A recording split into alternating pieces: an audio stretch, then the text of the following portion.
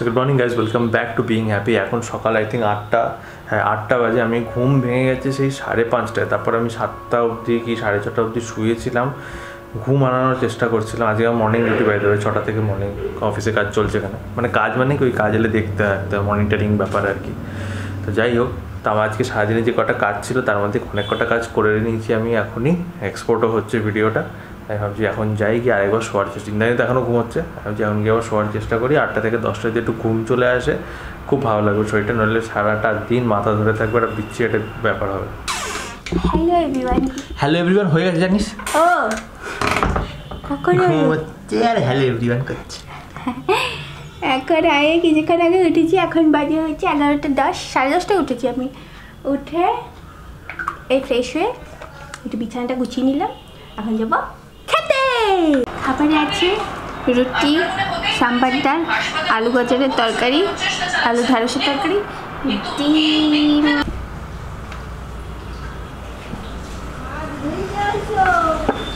তা ধোয়া তো হয়েই গেছে।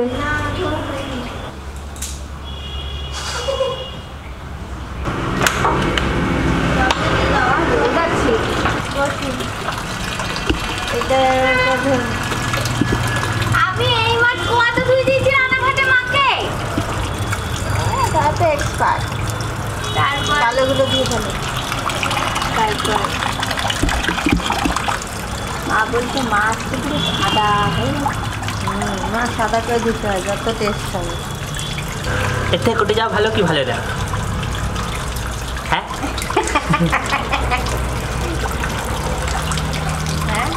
না, এটা কোটে যাওয়া ভালো না।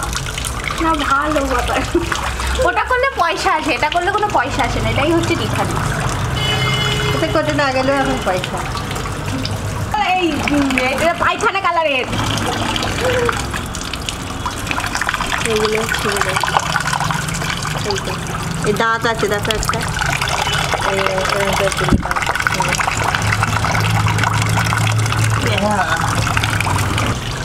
সুন্দর লাগছে দেখতে, এটাই থাম্বনেল।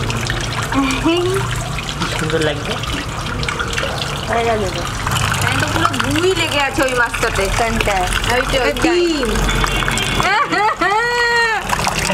ছি ছি আছু গুবো বাজে গন্ধ নেই। ও বলে হাত শুকে তার রিয়াকশন দে। বাজে গন্ধ নেই এটা দেখছি। আমি তোমাদেরকে একটা আপডেট দিই, যারা পুরোনো দিন থেকে ব্লগ দেখো, তো আমি অ্যাকচুয়ালি জিম ফিম করি, মানে রেগুলারলি করতাম, মানে গত 2 বছর 3 বছর ধরে আমি রেগুলারলি এক্সারসাইজ করতাম। বাট হোয়াট হ্যাপেন্ড রিসেন্টলি সেটা হচ্ছে যখন কোন টাইম থেকে যেন জামাই ষষ্ঠীর 2 দিন আগে লাস্ট এক্সারসাইজ করেছিলাম। তারপর জামাই ষষ্ঠী তোর বাড়িতে 3-4 দিন না 5 দিন মতো ছিলাম। তারপর বাড়ি এসে যে জ্বর হলো, তারপর থেকে পুরোপুরি এক্সারসাইজ বন্ধ করে দিয়েছিলাম, যার ফলে আমার ওয়েট লসও হয়ে গেছে অলরেডি। তো এতদিন এক্সারসাইজ ছেড়ে দিলে ওয়েট লস হয়ে যায়। क्या बॉडी है तुम्हारा एक्सरसाइज। তো যার ফলে এখন 2 মাসের ওপর হয়ে গেছে যে আমি এক্সারসাইজ করি না। তো আজকে শুয়ে শুয়ে ডিসাইড করলাম যে যেমন আমি রোজ উইদাউট ফেল 2বার করে দাঁত মাজি, সেরকম রোজ, মানে এই যে আমি আগে করতাম একদিন এক্সারসাইজ করবো তো পরের দিন গ্যাপ নেবো, রেস্ট নেবো, যেহেতু আমার ওয়েট গেইন করতে হবে, ভালো করে খাওয়া দাওয়া করবো, সেইটা না করে everyday at least for half an hour কি অ্যাটলিস্ট ফর 15 মিনিটস আমি এক্সারসাইজ করবোই। মানে ইচ্ছা না করলেও ফ্রি হ্যান্ড করে ছেড়ে দেবো, কিন্তু করবো, এটা ডিসিশন নিলাম আজকে শুয়ে শুয়ে। তো সেইটা ডিসিশন শুরু হয়ে গেছে। ও কেন করছে আমি জানি না, তবে আমি আজ থেকে শুরু করে দিলাম প্রতিদিন এক্সারসাইজ করবো। অলরেডি আমি করছি এখন, তাই বলতে ভুলে গেছিলাম, তাই বললাম। এই হচ্ছে আজকে ওয়েদার আপডেট, পুরোই মেঘলা, ভালো ওয়েদার। বুলু ঘুরছে এখন বাইরে, আর এই হচ্ছে মাছের আপডেট। ক্যামেরাটা দিয়ে না অতটা পরিষ্কার মাছ বোঝা যায় না যতটা আইফোনে বোঝা যায়, কিন্তু তাও অনেকটাই দেখা যাচ্ছে। কত মাছ, ছোটো ছোটো ছোটো, এগুলো নতুন নতুন, যখনই দেখি মনে যেন নতুন নতুন মাছ দেখছি। তবে ছোটো ছোটো বাচ্চা অনেক দিয়েছে। যে তাড়াতাড়ি লগ অফ করে নিতে পেরেছি, কারণ কাজ হয়ে গেছিলো, 2টো নাগাদই লগ অফ করে নিয়েছি। এখন বোধহয় 2:30 বাজে, মারাত্মক খিদে পেয়ে গেছে, খেতে যাবো, কারণ এক্সারসাইজ করলে খিদে পেয়ে যায় আমার মারাত্মক। আর আমার অ্যাকচুয়ালি এই যে ইন্দানি বলছো না এক্সারসাইজ না করলে আমার ওয়েট লস হয়ে যায়, কারণ আমার শরীরে ফ্যাট পার্সেন্টেজ খুবই, মানে ফ্যাট বুঝতেই পারো আমার ফ্যাট তো নেই। তবে যেটা ওয়েট গেন হয় সেটা হচ্ছে মাসেল মাস বাড়ে আমার, কারণ কি না ভালো খাই, এক্সারসাইজ করি, তো মাসেল গেন হয়, ফ্যাট গেনটা কিন্তু অতটা হয় না। তো যার ফলে মাসেল মাসটা কমতে থাকে যখনই, কেন কি না এক্সারসাইজ না করলে না ওই খাওয়ার টানটাও চলে যায়, যে না ভালো করে খেতে হবে, এক্সারসাইজ করছি না তো কী হয়েছে, ভালো করে খাই, এটা করা উচিত, বাট আমার করা হয় না। যাই হোক, ওয়েদারটা এইরকম না, ওয়েদার যদি সব সময় থাকে না, বৃষ্টিও নেই, হালকা হালকা হাওয়া, বৃষ্টি নেই, মানে খুব ভালো ওয়েদার লাগে, ঘামও হবে না, গরমও লাগবে না, ঠান্ডাও লাগবে না, পারফেক্ট ওয়েদার যেটাকে বলা হয়। আমার এই ওয়েদার খুব ভালো লাগে। আর আমি ফটফট করে ছেড়েই যাই, কোনো গন্ধই নেই। কিসের কথা হচ্ছে? আগে গ্যাস ছাড়তো না, আগে সত্যি অত হতো না, কে জানে এরকম বুঝে যে খাবার আর ও একটা বলছি যে রজনীগন্ধা সেই গন্ধে জুঁই কাদাই হয়ে যায়। যদি খাই তাহলে কি এই এরকমই বেরোবে? মানে ধরুন ওই রুম ফ্রেশনার যদি ফুল খেলে ফুলের মতো গন্ধ বেরোবে কিনা, এইসব ভিডিও দেখছি। আপনি যা খাচ্ছেন ওটাই গন্ধ বেরোবে, এরকম হয় না। যা ও মজা করে খাবারে আছে আজকে মাছের তেল দিয়ে খাচ্ছি প্রথমে, আর বাকি সব ঢাকা। মাছের তেল, শুক্তো, মুড়ি ঘন্ট, এটা একটু মাসে ছাড়ালি মানে তো দুপুরে খাওয়া দাওয়া করার পরে শুয়েছিলাম, একটা সিনেমা নামানো হয়েছিল, কিন্তু সেই সিনেমাটা অ্যাকচুয়ালি সিনেমা ছিল না, চালানোর সময় গিয়ে দেখা হোক। সে নামানোর পরে দেখছি যে 2 ঘন্টার সিনেমাটা অতখানি নামানো হয়েছে। প্রথম দিকটা শুরু হয়েছে ওইভাবেই সিনেমার মতো, 2 মিনিট না 1 মিনিট পরে দেখছি 2 ঘন্টা বসে একজন শুধু কথা বলে গেছে ওই সিনেমাটার ব্যাপারে। এখন চা খেলাম, মা চা দিয়ে গেছিলো, তাই বুলু এসেছিলো ঘরে বিস্কুট খাওয়ার জন্য। বিস্কুট দেওয়া হয় ওকে, তা ওর এত লোভ যে 10-12টা দিলে 10-12টাই খাবে।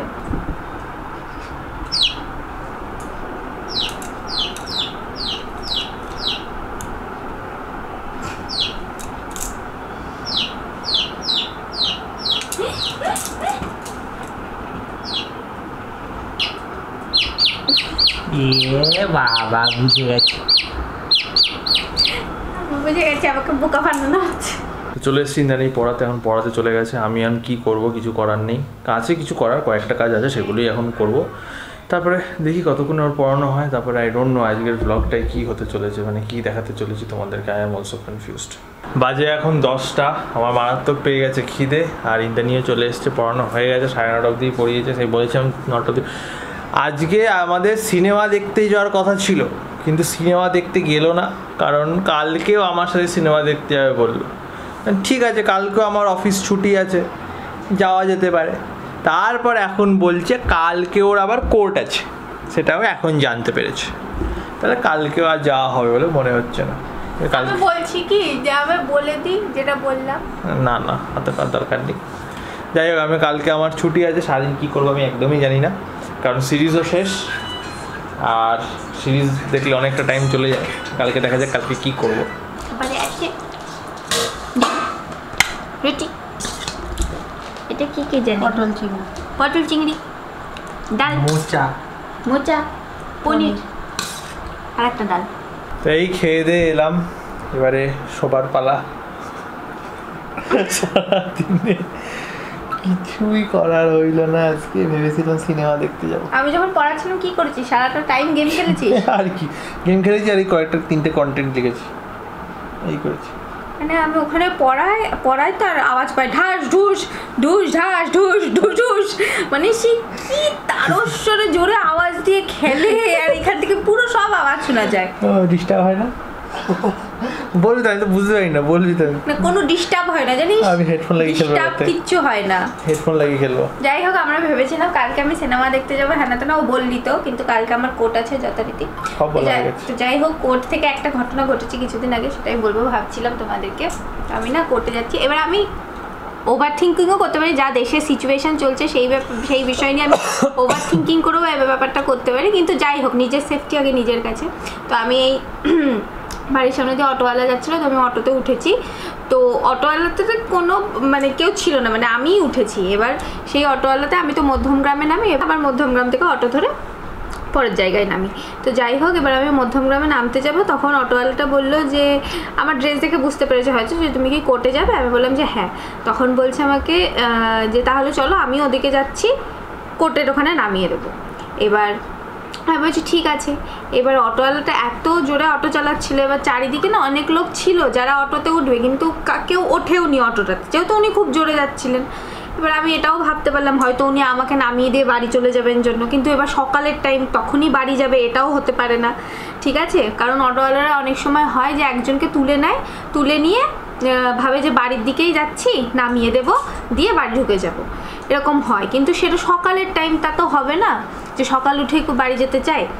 তার মধ্যে এবার এইটা মাথায় এটা স্ট্রাইক করেছে যে এবার আমি দেখবো যে অটোওয়ালাটা আমি যে রাস্তা দিয়ে যাই অন্য কোনো রাস্তা দিয়ে আমাকে নিয়ে যায় কিনা, ঠিক আছে। অন্য কোনো রাস্তায় গেলেই আমি তখন হলো বুঝতে পারবো, ঠিক আছে। যে এবার ভাবছি যে কি করবো, শুভকে ফোনে নিয়ে নিই। এবার আমার আবার BSNL এর সিম, এটা গুমার্কা সিম, ঠিক আছে। হ্যাঁ, তো যাই হোক, এবার 2-3 বার কল করার পর ওকে লেগেছে। এবার আমি ভেবেওছিলাম যদি ওর কাছে ফোনটা না লাগে, ঠিক আছে, তাহলে আমি কলের নাটক করব, ঠিক আছে, এটাও ভেবে নেওয়া হয়ে গেছে। এবার ভাবছি যে পুরোটা ওভারথিঙ্কও করতে পারি। এবার যথারীতি এবার যাচ্ছি ডাকবাংলো মোড় থেকে এদিকটা মোড় নিয়ে যাচ্ছি। এবার ঠিক একটা জায়গায় গিয়ে সোজা যাওয়ার কথা, এই দিকে মোড় নিল, মানে গলির ভিতরে ঢুকে যাচ্ছে। এবার আমি বলছি এদিক দিয়ে যাচ্ছেন কেন, আমি তো সোজা যাবো। তখন বলছে তুমি তো বললে কোর্টের সামনে নামবে। আমি বললাম হ্যাঁ, আমি বলেছি কোর্টে নামবো, কিন্তু আমার চাপাটালি মোড়ে কাজ আছে, আমি ওখানে কাজটা করে নিয়ে তারপর কোর্টে যাবো। এদিক দিয়েও উনি বলছে এদিক দিয়েও কোর্টে যাওয়া যায়। আমি বলছি না, আমি সোজাই যাবো, আমার চাপাটালি মোড়ে কাজ আছে, দাঁড়িয়ে যান। উনি দাঁড়িয়ে গেলেন, তারপর আমি নেমে গিয়ে আমি আবার সামনে গিয়ে একটা অটো যাচ্ছিলো, যে অটোটা মানে চলাচলের অটো বোঝাই গেল, অনেকজন বসেও ছিল, তো ওই অটোটাতে উঠে গেলাম। এবার এটাও হতে পারে যে উনি হয়তো সত্যি ওদিকে কোর্টে যায়, সত্যি ওরকম কোনো ইন্টেনশন ছিল না বা কিছু, কিন্তু যাই হোক, এখন যা দেশের সিচুয়েশান, হ্যানা ত্যানা সব কিছু, আমাদের নিজেদেরকেই সাবধানে থাকা উচিত। তো সেই ভেবে আমি তখন নেমে গেছিলাম, এটাই হয়েছিল। কি আর বলবো, যা সিচুয়েশান এখন, তো নিজেরাই সাবধানে থাকো, নিজেরাই যাতে মানে নিজেদের কাছে সেই রকম জিনিসপত্র রাখো, কলে না থাকলেও কলে কথা বলার ভান করো, এই জিনিসগুলো করলে তাও অনেকটা সেফটি আনা যায়। কিন্তু হাতের কাছে ছোটখাটো জিনিসপত্র রাখা সবসময় দরকার। ছুরি কাঁচি জিনিসপত্র এরকম ধারালো ব্যাগের মধ্যে সবসময় থাকা উচিত। আগে আমার এক টাইমে থাকতো, আমারও ওরও, তারপরে আবার সেটা এখন আর থাকে না। আমার ব্যাগে আগে পেপার স্প্রে থাকতো, তাই না? সেই পেপার স্প্রেটা কি হলো ভগবান জানে, থাকা উচিত, এগুলো যথারীতি এগুলো রাখা উচিত। ছুরিটা তো আছে এখনো, না ছুরিটা বেটার, আমি এখন আমার কাছে রাখবো। ওই ছুরিটা আবার ফোল্ডেবল ছুরি, ক্রেডিট কার্ডের সাইজে, ওটাকে ফোল্ড করলে যতক্ষণ ফোল্ড হবে ততক্ষণ হাত থেকে নিয়ে নেবে। ওই ছুরি নিয়ে লাভ নাই, কিন্তু খুব ধারালো ছুরিটা। তবে একটা বড় কথা এখানে যেটা হচ্ছে যে আমরা জাস্টিসের জন্য যেটা চাইছি, যে জাস্টিসটা হোক, সবাই চাইছি, ভেতর থেকে চাইছি। কারণ এই জিনিসটা মানে আমি যদি মেয়ে হতাম, সত্যি কথা বলছি, আমার যখন এই খবরটা শুনতাম আমার মানে ভেতর পুরো কেঁপে উঠতো, যে কারণ কিনা এটা কালকে বা এই মুহূর্তে আমার সাথেও হতে পারে। কারণ কিনা অ্যাজ এ ওয়ার্কিং পারসন, আমি যদি আমার অফিসে দেখি, ও জানে আমার অফিসে কত মেয়ে আছে যারা কিনা নাইট ডিউটি করছে। মানে আমার যখন নাইট ডিউটি থাকে, আজকে যেমন আমার কোনো কাজ নেই নাইটে, কোনো একটা মেয়ে বা ধরে নিলাম কোনো একটা মেয়ের আজকে নাইট ডিউটি আছে, যেটা কিনা সত্যি কথা আছে, তো তারা যাতায়াত করছে এই রাস্তা দিয়ে, 1.5 ঘন্টা লাগে যেতে, কারোর 1 ঘন্টা 2 ঘন্টা, যেরকম যার লাগে, সে অফিসে যাচ্ছে। তো এটা অ্যাকচুয়ালি মানে এটা খুব হরিফাইং একটা জিনিস, যে ক্যাবে করে যাচ্ছে রাত্রেবেলা, যতই সেটা কোম্পানি প্রোভাইডেড ক্যাব হোক, ভয় তো করবেই। তো এই জিনিসগুলো মানে আমি কি আর বলবো, যদি আমার মনে হয় কোম্পানি যেগুলো কিনা, ডাক্তারদের কথা পুরোপুরি আলাদা কিছু, আমি আর কিছু বলতে পারবো না, কিন্তু অ্যাটলিস্ট যেখানে পসিবল, যে হ্যাঁ রাত্রিরে যদি মেয়েদের নাইট শিফট পড়ছে, তো ওয়ার্ক ফ্রম হোমটা অ্যালাউ করান মেয়েদের জন্য, অ্যাটলিস্ট যদি না পসিবল হয়ে থাকে ছেলেদের ক্ষেত্রেও, বাট অ্যাটলিস্ট মেয়েদের জন্য যেন সেটা করা। এগুলো অর্গানাইজেশন লেভেলে যাদের হাতে ক্ষমতা আছে তাদের হাতেই সব কিছু সম্ভব, তারা এরকম ডিসিশান নিক। আর কি বলবো, আর বাকি, আর শুধুমাত্র তো মেয়েরা নয়, এখন তো আজকাল ছেলেদেরও এইসব গল্প মানে খবর দেখে উঠছি। আর সত্যি বলছি, ছেলের যখন একটা দেখেছিলাম না, আমার নিজের ভয় লেগেছিল যে কি পরিস্থিতি দেশের। এরকম না যে শুধু মেয়েদের সাথে হচ্ছে, ছেলেদের সাথেও হচ্ছে। তো তো আমাকে এরকম সব ক্যারি করতে হবে এখন, এরকমই একটা পরিস্থিতি।